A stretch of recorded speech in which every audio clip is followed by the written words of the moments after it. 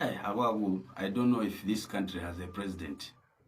This is total disrespect to Malawians, and this is worse. How come every 2 months mafuta kumango so? Even mwezi umozi mafuta kuso kumavutika anthu. Dziko lingatukuke bwanji guys? Do you know kuti mafuta ndi chiwalo chimodzi chimene chimathandizira economy yathu to grow? Koma every 2 months mafuta pano kuti pano anthu omakhala mapampu ma transport adula anthu ena apachika magalimoto sakuyenda ma business sakuyenda akwaku. How do we expect kuti dziko lathu lingachite bwino in such way? Ma achievements sangatheke anyamata akulephera ndi izi nzowapangisa anthu amene salankhula za ndale kuti azilankhula. And how do you expect them to vote for you guys? MCP akuvoterani bwanji? Apati nenda kuibe chifukwa chani anthu akufuna APM abwerere ndi munthu wankulu koma kuganiza akukuposa. This is not true and this is total disrespect. Ndi mukuti anthu amozi yawo kuti akakuvoterani azikakuvoterani nokuti chani ino chimene azikakuvoterani kuti atikwapasa vote azikati akupasani vote ya chani ma guys. MCP munajambula kumauza anthu jambulani basi kubwera G2G kaya mukuti G2G mafuta ngambwi kuti shainira kuti akwaku. This is not true. Ine Ibrahim South Chilima late tinakuthandizirani inuyo kuti mulowe mboma koma zochita zake nkumakati panga zimenezi akwaku kuli kosa Malawi mukaimva video iyi tiye tiganize mwanzeru tisamavotere ifati munthu uyu ndi wathu ine ndinchewa koma achakwera. I'm telling you ine siningakupaseni vote. Never siningakupaseni so vote. For what? Ine nimagwira ntchito ndimazilimbikira ndekha ndili ndi ana akupita ku school ndi azibale ndimathandiza koma panopa zinthu sizikutheka. The whole day kale pa filling station kuyang'ana mafuta sikumene ladusa tikufuna tije mukuziwa chakudya panopa ntown imene chikudulira munthu kuti uje basiku ni ndalama ndiwo panopa munthu pa family yabwino kudya kwa bwino kokuti iweyo kugwira ntchito ndalama iziyenera ndiye panopa MCP adayamba kupita ku midzi ndata ukasaka vote ndakapita kumene kuja adakumazankho kuti timuonera ndawo jangati kunafike mukuchedwa tete mafuta ukumbuseni kuti kumidzi kumene mukupitako ndi kumene amakumbukira bwino kwambiri pita wamthali olata panda kutuluka ku Beji House chifukwa fertilizer uja amalandira anthu asanagalauze mvula isanagwe ndi amalandira anthu ambiri kumudziko kukagwa njala kumudziko analiso pita wamthali kamathamanga ndi chakudya kukagaira anthu aja ndiwo mudapita kukalalikirako uthenga wanji sumveka ngani zili pano sikulankhula ife tikutenga ntchito zimene munthu wachita tazika ifano senu mwalamulirako dziko lina achakwera mwalamulira apita mthalika alamulira ndeta titenga ntchito zokuzika apa achakwera apa apita apa. Let people decide wabwinoko ndani anthu asankhe pamenepo ndeni muzizifusa chifukwa anthu akufuna nkhalamba ichi ibwere kuno tsona ntown ife timakumbukira mafuta ophikira tinkagula 15 fuel magula 600 chakuti sugar 300 chakuti ndipo fuel sankasowa anali palipose sugar ujosa sowa anali palipose nde kuno simungati namize sitifuna anthu ankhulisa amati one word is enough for a wise kulankhula pang'ono kuchita kwambiri ndi anzathu inu kulankhula mmatha mulibe nzanu panopo mmati president wathu ndi wamphamvu amachena ndi chabwino atachena achakwera ati mmachena tikuvomereza zova zimakukhani kaya mwazizi wa panopa chifo maoneka ngati zova zimababaika nazo kwambiri ngati mwazizi wa panopa ngati mbuyo mukuti zimakusowani ndi tikuvomereza ati mmachena koma mutachena mutaoneka bwino mutazikolopa nkhope yanuyo ife Amalawi tapindula cha mutuuzeno mukachena mujefe timadi achani timapindula chani mukatuonesa ma photos anu aja ma pictures mutachena mamwetulira mmene mamwetulira mujefe timapindula chani ndi health yanuyo thanzi lanulo ife timapindula chani ndeno kulimbana ndipita mthalika olata panda tuluka Beji House anthu akukumbukirabe ntchito fine mukanachita ntchito zabwino kuposa pita mthalika panalibe zifo anthu chokantenga pita mthalika kubweresa swapa nde muzizifusa nde mukamalimbana pita nthalike wakula chamakuma kuti mukunama kuno safika saenda mukunama olata panda kupita kumene kujako vote icho kabe kumene koko mwapita. Yes, Malawians kulikonse kumene muli, ine ndi Aaron Shah.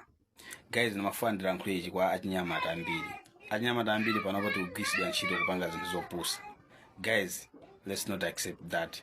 Malawi muno timakhulupirira ngodya imene imapangisa dziko lathu lino kumatchedwa warm heart of Africa, ndipo ngodya imene ndiye chikondi. Malawi muno we don't allow seeing somebody being attacked ife ndikungokhala chete, never. Sitimalola. Why? Tina kakamizika kukhala pa ngodya ya chikondi. That's why we are peaceful people. Malawi is a peaceful country. Ndiyeno panopo pali kachitidwe kamene kakuchitika mdziko muno ndi atsogoleri, mosogozedwa ndi atsogoleri.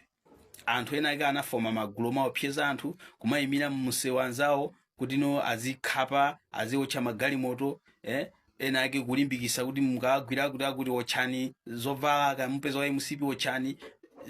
If we don't need that, what nyamata when wanzeru asalole zimenezozo. If what we need is real leaders, the leaders who can run our economy properly.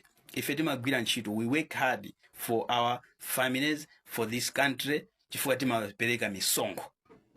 Nde inu mumachoka kumabaiba ndalama kumafoma timaguma apasa 100,000 anthu ma 10,000 kuti azilankhula ena zopusa, kuti azimba zopusa. Iwenso woyimba, iweyo woyimba ndi amene umayenera kukhala voice ku dziko lino. Oyimba amakhala munthu wopedwa osati omalolera kumayimba zinthu zopusa.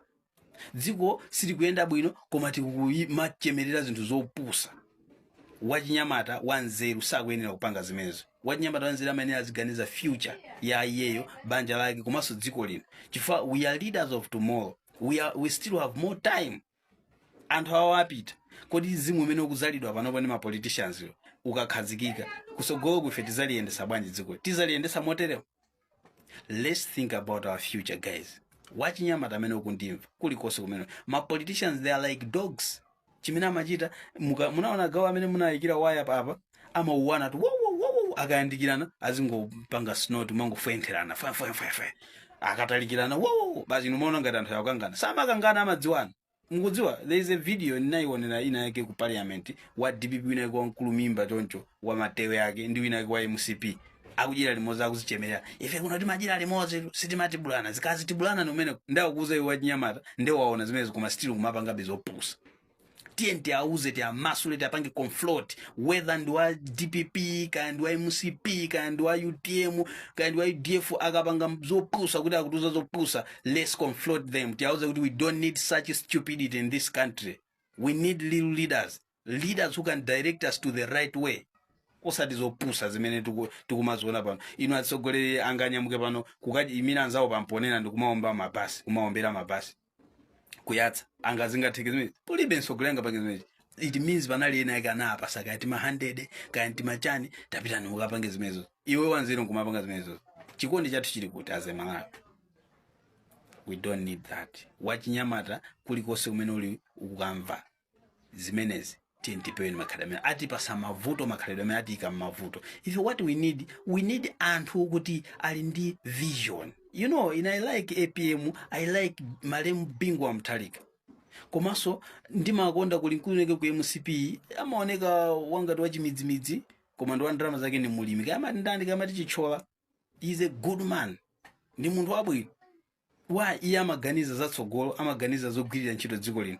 Chifukwa munthu amene amapanga initiate zinthu nkumalimba ntchito. He is a productive person. Rather anthu omabanda ama kumapereka kuti muzipanga zopusa ngati zimenezo. No, we don't need that. Let's diffuse such things in this country. Wachinyamata kulikonse kumene uli. Tieni tikavote mwanzeru, apapa taphunzira, tapanga tinalingati tili maiso taona mene osewa achite fosewa akulamulira kachiwiri ngati APM angaime pa kuyimirira kachiwiri apaso achakwera ayimaso kachiwiri taphunziraso taona kachitidwe kawo akabweraso kuti akabambe tikwaziwaso mene agwiriraso ntchito kuchako nde munthu sangakuuzeni zochita. You know what is right and what is not right. Tiende yasankhemo mwanzeru awapo anthu osewa palibe wabwino tikangosankha wabwinoko. chifukwa ife timayang'ana economy, timapereka misonkho ku dziko lino la Malawi. Kuli ndalama zathu sizikugwira ntchito, ife sitikupindula. Galimoto imene inali 1.5 million la 2020 panopo ili 5 million. Kodi munthu panopo mene ndalama ikuvutira kuti uipeze wati Nyamata paka uzafike 40 years osagula galimoto. Koma munthu umakwanisa kuthamanga kumapeza ndalama mwina 50,000 pa tsiku. Koma ndalama yaje ukalowa nayo kuti upkeep ya kunyumba ndalama ikuchepa. Chifukwa chani? Dziko lino silili bwino, economy silili bwino. Nde anthu amene akuchita bwino ndi anthu amene akudusa njira za chinyengo. Nde ife sitifuna njira za chinyengo, tifuna njira za bwino koma zona kuti tizipindula nazo. Koma njira yake isakhale imene yoti tizikhapana, tizitukwanizana, tizinyozana kuti tipezere ndalama. Let's work. Ndimve.